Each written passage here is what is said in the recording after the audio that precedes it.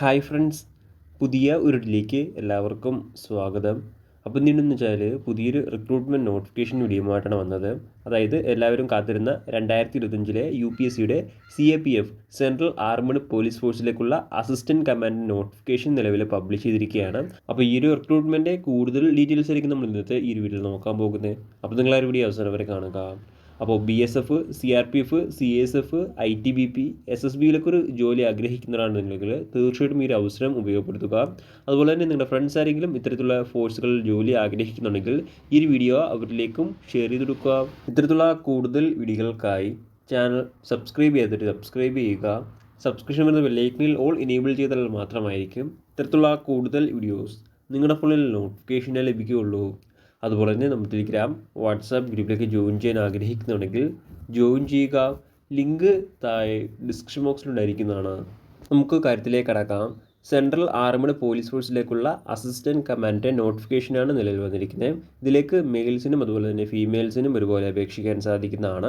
ആദ്യം അപേക്ഷിക്കുന്ന ഡേറ്റുകൾ നോക്കുകയാണെങ്കിൽ 5/3/2025 മുതൽ 25/3/2025 അപേക്ഷിക്കാൻ സാധിക്കുന്നതാണ്. അപേക്ഷിക്കാൻ ആഗ്രഹിക്കുന്നവർ ലാസ്റ്റ് പാർട്ടിന് അപേക്ഷിക്കാം. നമുക്ക് റിക്രൂട്ട്മെൻറ്റ് മറ്റ് ഡീറ്റെയിൽസ് നോക്കാം. ആദ്യം സാലറി നോക്കുകയാണെങ്കിൽ ലെവൽ 10 ആണ്. അതായത് 56,100 രൂപ മുതൽ 1,77,500 രൂപ വരെയാണ് സാലറി ലഭിക്കുക. ഇനി അടുത്ത് റിപ്പോർട്ട് ചെയ്തിരിക്കുന്ന വേക്കൻസി നോക്കുകയാണെങ്കിൽ ആകെ 357 വേക്കൻസിയാണ് റിപ്പോർട്ട് ചെയ്തിരിക്കുന്നത്. BSFിലേക്ക് 24 വേക്കൻസി, CRPFിലേക്ക് 204 വേക്കൻസി, CISFിലേക്ക് 92 വേക്കൻസി, ITBPയിലേക്ക് 4 വേക്കൻസി, SSBക്ക് 33 വേക്കൻസി. അങ്ങനെ ടോട്ടൽ 357 വേക്കൻസിയാണ് നിലവിൽ റിപ്പോർട്ട് ചെയ്തിരിക്കുന്നത്.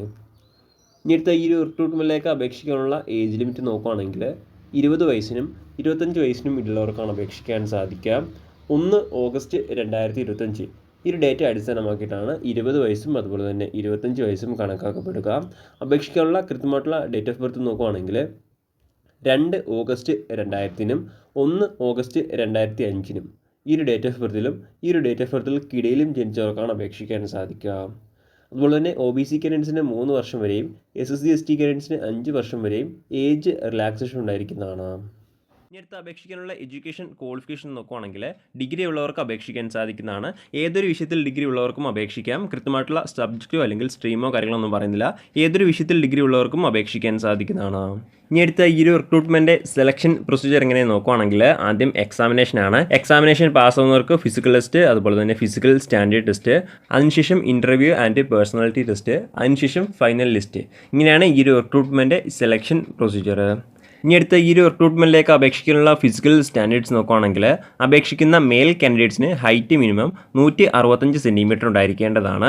ചെസ്റ്റ് നോർമൽ 81 സെൻറ്റിമീറ്ററും എക്സ്പാൻഷൻ 5 സെൻറ്റിമീറ്ററും ഉണ്ടായിരിക്കേണ്ടതാണ്. കൂടാതെ വെയിറ്റ് മിനിമം 50 കിലോഗ്രാമെങ്കിലും ഉണ്ടായിരിക്കേണ്ടതാണ്. ഇനി അടുത്ത ഫീമെയിൽസിൻ്റെ ഡീറ്റെയിൽസ് നോക്കുകയാണെങ്കിൽ ഹൈറ്റ് മിനിമം 157 സെൻറ്റിമീറ്റർ എങ്കിലും ഉണ്ടായിരിക്കേണ്ടതാണ്. ഫീമെയിൽസിന് ചെസ്റ്റിൻ്റെ കാര്യം പരിഗണിക്കുന്നതല്ല. വെയിറ്റിൻ്റെ ഡീറ്റെയിൽസ് നോക്കുകയാണെങ്കിൽ മിനിമം 46 കിലോഗ്രാമെങ്കിലും ഉണ്ടായിരിക്കേണ്ടതാണ്. ഇനി അടുത്ത ഈ ഒരു റിക്രൂട്ട്മെൻറ്റിലേക്ക് വരുന്ന ഫിസിക്കൽ ടെസ്റ്റിൻ്റെ ഡീറ്റെയിൽസ് നോക്കുകയാണെങ്കിൽ ആദ്യം മെയിൽസിൻ്റെ ഡീറ്റെയിൽസ് നോക്കാം. ആകെ 4 കാര്യങ്ങളാണ് വരുന്നത്. ഒന്നാമതായിട്ട് വരുന്നത് 100 മീറ്റർ റേസ് ആണ്. 16 സെക്കൻഡിനുള്ളിൽ കംപ്ലീറ്റ് ചെയ്യേണ്ടതാണ്. അടുത്ത രണ്ടാമതായിട്ട് വരുന്നത് 800 മീറ്റർ റേസ് ആണ്. 3 മിനിറ്റിനും 45 സെക്കൻഡിനുള്ളിൽ കംപ്ലീറ്റ് ചെയ്യേണ്ടതാണ്. അടുത്ത മൂന്നാമതായിട്ട് വരുന്നത് ലോങ് ജമ്പ് ആണ്.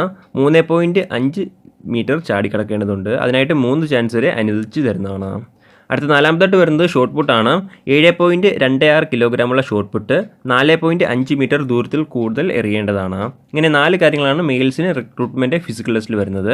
ഇനി അടുത്ത ഫീമെയിൽസിൻ്റെ ഡീറ്റെയിൽസ് നോക്കുകയാണെങ്കിൽ ഫീമെയിൽസിന് ആകെ 3 കാര്യങ്ങളാണ് വരുന്നത്. ഒന്നാമതായിട്ട് വരുന്നത് റണ്ണിങ് ആണ്. 100 മീറ്റർ റണ്ണിങ് 18 സെക്കൻഡിനുള്ളിൽ കംപ്ലീറ്റ് ചെയ്യേണ്ടതാണ്.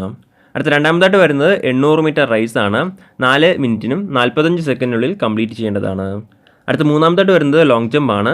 3 മീറ്റർ ലോങ് ജമ്പ് 3 ചാൻസിനുള്ളിൽ ചാടിക്കിടക്കേണ്ടതാണ്. ഇങ്ങനെ 3 കാര്യങ്ങളാണ് ഫീമെയിൽസിന് റിക്രൂട്ട്മെൻറ്റ് ഫിസിക്കൽ ടെസ്റ്റിൽ വരുന്നത്. ഇനി അടുത്ത ഈ ഒരു റിക്രൂട്ട്മെൻറ്റിലേക്ക് അപേക്ഷിക്കേണ്ട രീതി ഇങ്ങനെ നോക്കുകയാണെങ്കിൽ ഓൺലൈൻ വഴിയാണ് അപേക്ഷിക്കേണ്ടത്.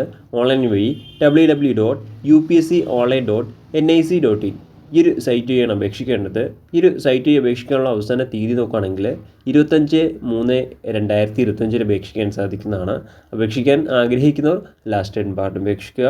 അതുപോലെ തന്നെ അപേക്ഷിക്കുമ്പോൾ ആപ്ലിക്കേഷൻ ഫീസും ഉണ്ടായിരിക്കുന്നതാണ്. ഏകദേശം 200 രൂപയാണ് ആപ്ലിക്കേഷൻ ഫീസ്. ഫീസ് നിങ്ങൾക്ക് ഓൺലൈൻ വഴി അടയ്ക്കാൻ സാധിക്കുന്നതാണ്. SC/ST കാൻഡിഡേറ്റ്സ് അതുപോലെ തന്നെ ഫീമെയിൽ കാൻഡിഡേറ്റ്സിന് ഫീസ് അടയ്ക്കേണ്ടതില്ല. ബാക്കിയുള്ള എല്ലാ കാൻഡിഡേറ്റ്സും നിർബന്ധമായിട്ടും 200 രൂപ ആപ്ലിക്കേഷൻ ഫീസായിട്ട് അടച്ചിരിക്കേണ്ടതാണ്. എന്നാൽ മാത്രമായിരിക്കും നിങ്ങളുടെ ആപ്ലിക്കേഷൻ സ്വീകരിക്കുകയുള്ളൂ. പ്രധാനമായിട്ടും ഇത്രയും കാര്യങ്ങളാണ് ഈ ഒരു റിക്രൂട്ട്മെൻറ്റുമായി ബന്ധപ്പെട്ട് നിങ്ങളോട് ഷെയർ ചെയ്യാനുള്ളത്. എന്തെങ്കിലും സംശയങ്ങളോ കാര്യങ്ങളോ ഉണ്ടെങ്കിൽ ഒഫീഷ്യൽ നോട്ടിഫിക്കേഷൻ അല്ലെങ്കിൽ ഈ ഒരു ആർട്ടിക്കിൾ ചെക്ക് ചെയ്യുക. ഈ ഒരു ആർട്ടിക്കിളിലെ ലിങ്ക് എന്തായി ഡിസ്ക്രിപ്ഷൻ ബോക്സിൽ അടിയിരിക്കുന്നതാണ്. അപ്പോൾ നമുക്ക് മറ്റൊരു വീഡിയോയിൽ കാണാം. അതുവരെ ബൈ.